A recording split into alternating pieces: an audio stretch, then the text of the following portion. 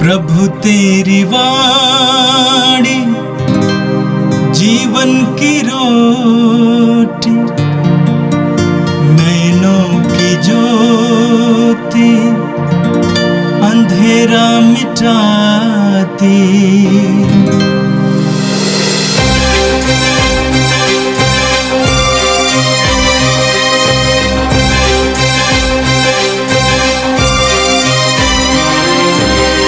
प्रभु तेरी वाणी जीवन की रोटी, नैनों की ज्योति अंधेरा मिटाती।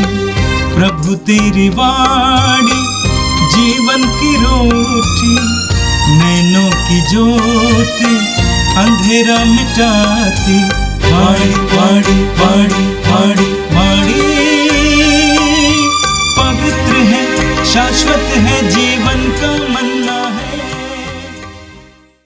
6 अगस्त बुधवार। पहला पाठ नबी दानियल का ग्रंथ, अध्याय 7, वचन संख्याएं 9 से 10, 13 से 14।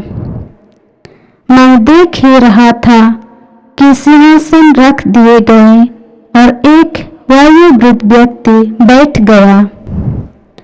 उसके वस्त्र हिम की तरह उज्जवल थे और उसके सिर के केश निर्मल ऊन की तरह। उसका सिंहासन ज्वालाओं का समूह था और सिंहासन के पहिए भड़कती अग्नि। उसके सामने से आग की धारा बह रही थी। शास्त्री उसकी सेवा कर रहे थे, लाखों उसके सामने खड़े थे। न्याय की कार्यवाही प्रारंभ हो रही थी और पुस्तकें खोल दी गई थी। मैं रात का दृश्य देख रहा था और देखो, आकाश के बादलों पर मानव पुत्र जैसे कोई आया। वह वायुवृद्ध की यहाँ पहुंचा और उसके सामने लाया गया। उससे प्रभुत्व, सम्मान तथा राजत्व दिया गया। सभी देश, राष्ट्र और भिन्न भिन्न भाषा भाषी उसकी सेवा करेंगे। उसका प्रभुत्व अनंत है, वह सदा ही बना रहेगा। उसके राज्य का कभी विनाश नहीं होगा। यह प्रभु की वाणी है। संत लूकस के अनुसार पवित्र सुसमाचार अध्याय 9 वाक्य 28 से 36 तक। इन बातों के करीब 8 दिन बाद ईसा पेतरुस, योहन और याकूब को अपने साथ ले गए और प्रार्थना करने के लिए एक पहाड़ पर चढ़े। प्रार्थना करते समय ईसा के मुखमंडल का रूपांतरण हो गया और उनके वस्त्र उज्जवल होकर जगमगा उठे। 2 पुरुष उनके साथ बातचीत कर रहे थे। वे मूसा और एलियस थे, जो महिमा सहित प्रकट होकर यरूशलेम में होने वाली उनकी मृत्यु के विषय में बातें कर रहे थे। पेतरुस और उसके साथी जो ऊँघ रहे थे, अब पूरी तरह जाग गए। उन्होंने ईसा की महिमा को और उनके साथ उन 2 पुरुषों को देखा। वे विदा हो ही रहे थे कि पेतरुस ने ईसा से कहा, गुरुवर, यहाँ होना हमारे लिए कितना अच्छा है। हम 3 तंबू खड़ा कर दें, एक आपके लिए, एक मूसा और एक एलियस के लिए। उसे पता नहीं था कि वो क्या कह रहा है। वह बोल ही रहा था कि बादल आकर उन पर छा गया और वे बादल से घिर जाने के कारण भयभीत हो गए। बादल में से ये वाणी सुनाई पड़ी, ये मेरा परम प्रिय पुत्र है, इसकी सुनो। वाणी समाप्त होने पर ईसा अकेले ही रह गए। शिष्य इस संबंध में चुप रहे और उन्होंने जो देखा था उस विषय में वे उन दिनों किसी से कुछ नहीं बोले। यह प्रभु का दिव्य सुसमाचार है। ख्रिस्त प्रभु की जय। मेरे प्रिय भाई और बहनों, आज हम प्रभु यीशु के रूपांतरण का पर्व मनाते हैं। हम प्रभु के जीवन से संबंधित कई पर्व मनाते हैं, जैसा कि उनके जन्म का पर्व मनाते हैं, उनके मंदिर में चढ़ाए जाने का पर्व मनाते हैं, उनके दुख भोग और मृत्यु का पर्व, पुनरुत्थान का पर्व, स्वर्गारोहण का पर्व मनाते हैं, उनके पवित्र हृदय का पर्व मनाते हैं। कलीसिया में क्यों ऐसे पर्व मनाने के लिए प्रेरित करती है? ताकि हम प्रभु यीशु के जीवन के भेदों को सुने, उस पर मनन चिंतन करें और अपने जीवन में भी उसका अनुभव कर सकें। प्रभु के रूपांतरण के बारे में आज के सुसमाचार में बहुत सुंदर वर्णन दिया गया है। हम उस पर बाद में मनन चिंतन करेंगे। आज का पहला पाठ दानियल के ग्रंथ के अध्याय 7 से लिया गया था। नबी दानियल को, जो परदेश में था, प्रार्थना में था, उस समय ईश्वर का दिव्य दर्शन होता है, स्वर्ग का दिव्य दर्शन होता है। दानियल कहता है, मैं देख ही रहा था कि सिंहासन रख दिए गए और एक वयोवृद्ध व्यक्ति बैठ गया। उसके वस्त्र हिम की तरह उज्जवल थे और उसके सर के केश निर्मल ऊन की तरह। उसका सिंहासन ज्वालाओं का समूह था और सिंहासन के पहिए धधकती अग्नि, उसके सामने से आग की धारा बह रही थी। सहस्रों उसकी सेवा कर रहे थे, लाखों उसके सामने खड़े थे। न्याय की कार्रवाई प्रारंभ हो रही थी और पुस्तकें खोल दी गई। दानियल को स्वर्ग का और परम पावन ईश्वर का एक महान दर्शन होता है। दानियल को उस दर्शन में ईश्वर की महिमा और प्रताप का एहसास होता है। आग महिमा, प्रताप, शक्ति, सामर्थ्य का प्रतीक है और सामर्थ्यवान परमेश्वर अपने सिंहासन पर बैठा है और न्याय के लिए जीवन का ग्रंथ खोल रहा है। आगे वचन में आपने सुना, तब मैंने रात्रि के दृश्य में देखा कि आकाश के बादलों पर मानव पुत्र जैसा कोई आया। वह वयोवृद्ध के यहाँ पहुंचा और उसके सामने लाया गया। उसे प्रभुत्व, सम्मान तथा राजत्व दिया गया। सभी देश, राष्ट्र और विभिन्न भाषा भाषी उसकी सेवा करेंगे। उसका प्रभुत्व अनंत है, वह सदा ही बना रहेगा। उसके राज्य का कभी विनाश नहीं होगा। वचन में आपने सुना, उस परम पावन ईश्वर के सामने मानव पुत्र जैसा कोई लाया गया। सुसमाचारों में आप पढ़ेंगे, प्रभु यीशु ने अपने आप को मानव पुत्र कहा है। हालांकि वे ईश्वर के पुत्र थे, लेकिन अपने आप को वे मानव पुत्र कहकर संबोधित करते थे या बोलते थे। यीशु के आगमन से कई वर्ष पहले नबी दानियल को यीशु का दिव्य दर्शन होता है। हमें प्रकाशना ग्रंथ के अध्याय 19 उसके वाक्य 16 में पढ़ने को मिलता है, यीशु को नाम दिया गया राजाओं का राजा, प्रभुओं का प्रभु।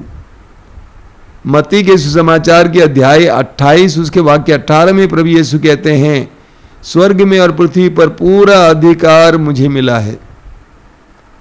ईश्वर ने यीशु को सामर्थ्य दिया, सब कुछ पर अधिकार दिया।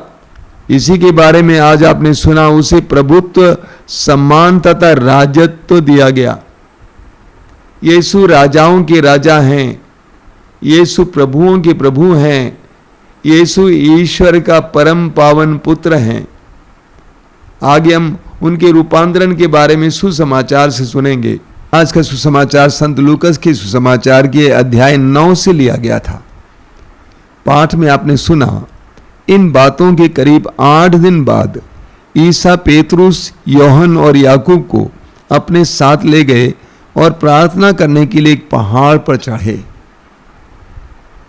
सुसमाचारों में हम पढ़ते हैं कि बराबर ये तीनों शिष्य यीशु के साथ हुआ करते थे, रहा करते थे। ऐन मौकों पर इन तीनों प्रेरितों को यीशु के साथ हम पाते हैं। यीशु इन तीनों शिष्यों को लेकर पहाड़ पर चढ़ते हैं और प्रार्थना में लीन हो जाते हैं। जब यीशु प्रार्थना में लीन हुए, वचन में क्या लिखा हुआ है, प्रार्थना करते समय ईसा के मुखमंडल का रूपांतरण हो गया। जब यीशु प्रार्थना कर रहे थे, प्रार्थना में लीन हो गए, शिष्यों ने देखा कि यीशु के मुखमंडल का रूपांतरण हो गया। यीशु का चेहरा चमकने लगा। ईश्वरीय महिमा यीशु पर प्रकट हुई। हमें निर्गमन ग्रंथ के अध्याय 34 उसके वाक्य 29 में भी पढ़ने को मिलता है मूसा के बारे में। जब मूसा 40 दिन और 40 रात सीनाई पर्वत पर प्रार्थना कर रहा था, उसके बाद पर्वत पर से उतर आ रहा था, मूसा को नहीं मालूम था कि उसका चेहरा चमक रहा था, क्योंकि वो ईश्वर से बातें कर रहा था। यीशु ईश्वर से बातें कर रहे थे, उस समय उनका चेहरा रूपांतरित हो गया, चमकने लगा। मेरे प्रिय भाई और बहनों, जब हम भी प्रार्थना में लीन हो जाते हैं, वो हमारे चेहरे पे प्रकट हो जाता है। एक प्रार्थनामय व्यक्ति का चेहरा चमकता हुआ चेहरा होता है। वहां पर आनंद होगा, वहां पर संयम दिखाई देगा, वहां पर शांति दिखाई देगी।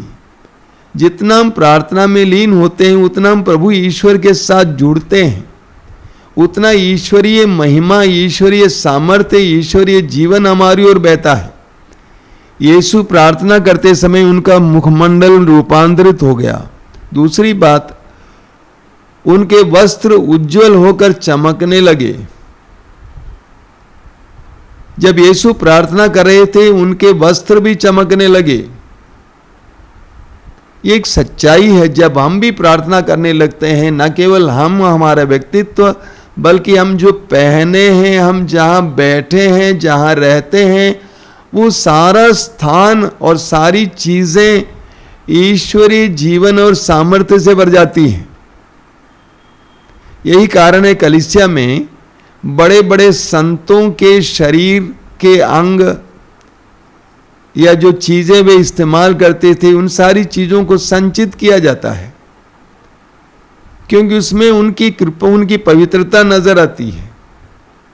हमें प्रेरित चरित्र के अध्याय 15 में एक बहुत सुंदर उदाहरण देखने को मिलता है। वहां पर हम पढ़ते हैं कि पौलुस का रुमाल अक्सर गायब होता था।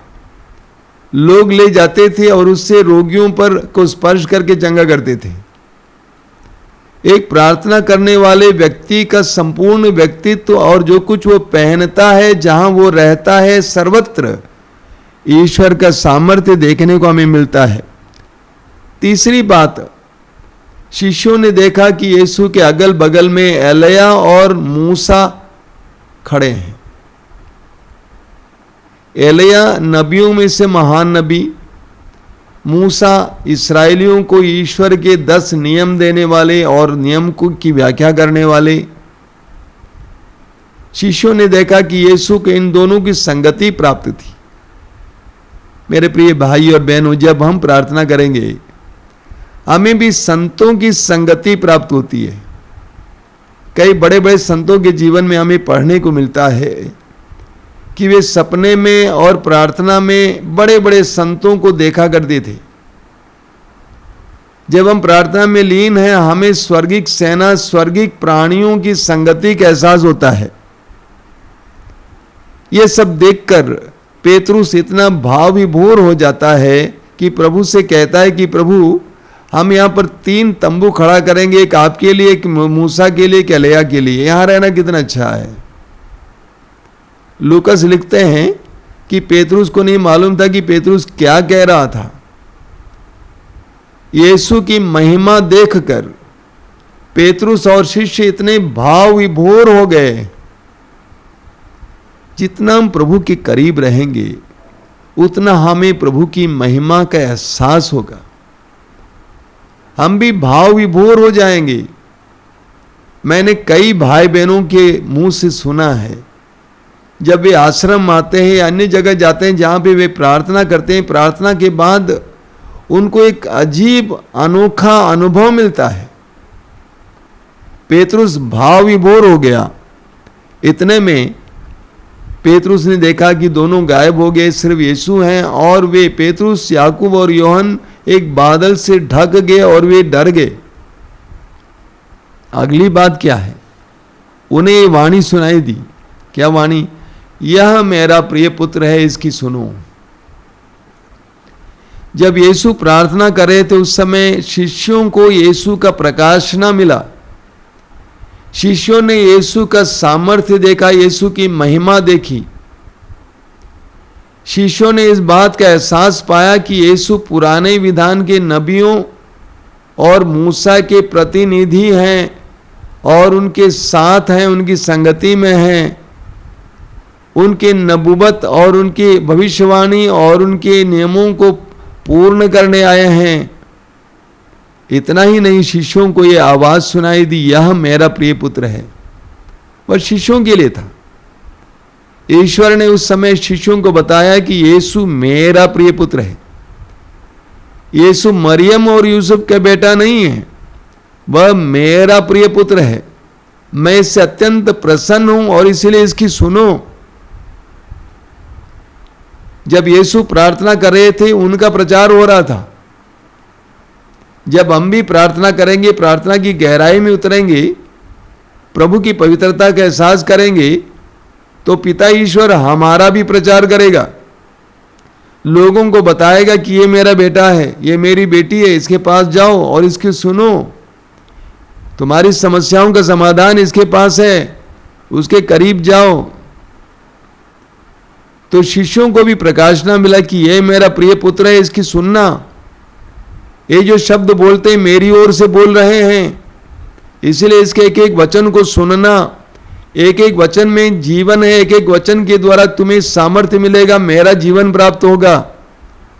प्रभु यीशु के रूपांतरण का पर्व हमारे लिए एक बहुत सुंदर उदाहरण है। हम भी यीशु की तरह प्रार्थना में लीन हो जाएंगे। जिस तरह यीशु ने अनुभव किया वो सब हम भी अनुभव करेंगे। एक बात बोलना मैं भूल गया। मैंने कहा कि मूसा और एलिया यीशु को दिखाई दे रहे थे और वहां पर लिखा हुआ है कि मूसा एलिया यीशु को आगामी दुख भोग और मृत्यु के बारे में बता रहे थे। यीशु को प्रार्थना में इस बात का एहसास होता था कि मेरे जीवन में क्या क्या होने वाला है। यीशु की प्रार्थनाओं के समय यीशु को उनके दुख भोग के लिए और मृत्यु के लिए तैयार किया गया। उसी तरह जब हम भी प्रार्थना में लीन हो जाएंगे, हमारे जीवन में भी आने वाले दुखों के बारे में हमें समझाया जाएगा और हमें आंतरिक रूप से सशक्त किया जाएगा ताकि हम उन दुखों को साहस के साथ ग्रहण कर सकें। प्रभु यीशु के रूपांतरण का पर्व हमारे लिए बहुत सुंदर उदाहरण है। इस पर हम मनन चिंतन करेंगे। यीशु की तरह हम भी प्रार्थना करेंगे, हमारे जीवन में भी पिता ईश्वर ये सब करेंगे। आइए हम प्रार्थना करें। प्रभु यीशु धन्यवाद देते हैं आज के सुंदर दिन के लिए, इस महान पर्व के लिए धन्यवाद देते हैं। तूने अपने करीब के शिष्यों को अपनी महिमा दिखाई, अपनी पहचान के बारे में समझाया। हम भी तेरी महिमा देखना चाहते हैं, तेरे करीब आना चाहते हैं, तेरे सामर्थ्य से भरपूर होना चाहते हैं। जिस तरह प्रार्थना में तेरे साथ हो उसी तरह हम भी परिवर्तित होना चाहते हैं, चमकना चाहते हैं, दूसरों के लिए कल्याणकारी बनना चाहते हैं। हम पर दया कीजिए। ये प्रभु यीशु इन वचनों को सुनने वाले मेरे भाई बहनों को आशीर्वाद देना। आज का पूरा दिन उनके लिए कृपा का दिन बने, आशीष का दिन बने। हमारी प्रार्थना को ग्रहण कर, आमीन। प्रभु तेरी वाणी जीवन की रोटी, नैनों की ज्योति अंधेरा मिटाती। वाणी वाणी वाणी